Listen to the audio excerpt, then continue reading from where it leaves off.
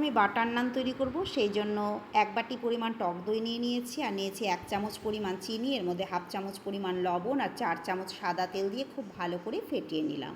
এবার এর মধ্যে আমি 2 কাপ পরিমাণ আটাকে চেলে নিলাম, তারপর নিলাম 3 কাপ পরিমাণ ময়দা, 1 চামচ বেকিং পাউডার আর 1 চামচ থেকে 1/2 চামচ থেকে একটু কম বেকিং সোডা নিয়ে ভালো করে মিলিয়ে তার মধ্যে আমি দুধ দিয়ে খুব ভালো করে মেখে একটা ডো তৈরি করে নেব। এর মধ্যে উপর থেকে আমি একটু সাদা তেল হাত দিয়ে ভালো করে মেখে তার মধ্যে 1 ঘন্টার জন্য এটি রেস্টে রেখে দেবো। 1 ঘন্টা পর রেস্ট থেকে তুলে এই ডোটাকে আবারও খুব ভালো করে মেখে নিব। তারপর এর থেকে একটা একটা করে আমি লেচি কেটে নেব। এভাবে লেচিগুলো বলের আকারে করে আবারও 1 ঘন্টার জন্য রেস্টে রেখে দেবো। এবার 1 ঘন্টা পর একটা করে লেচি আমি ময়দার সাহায্যে এইভাবে বেলে নেব।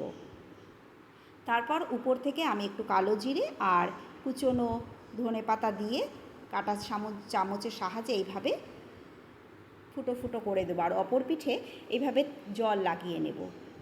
তারপর তাওয়ার উপর দিয়ে দেব। গ্যাসের ফ্লেম লোতে রাখবো। উপর থেকে যখন বাবল উঠতে শুরু করবে তখন আমি তাওয়াটাকে উল্টে দেব।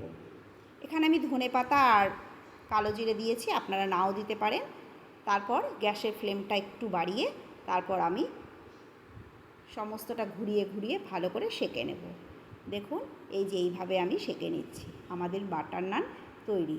এবার আমি নানটাকে তুলে নেব, তারপর উপর থেকে একটু বাটার লাগিয়ে দেবো ব্রাশের সাহায্যে। দেখুন কত সুন্দর হয়েছে, আর এর উল্টো দিকটাও দেখুন কত সুন্দর হয়েছে। আমাদের বাটার নান তৈরি।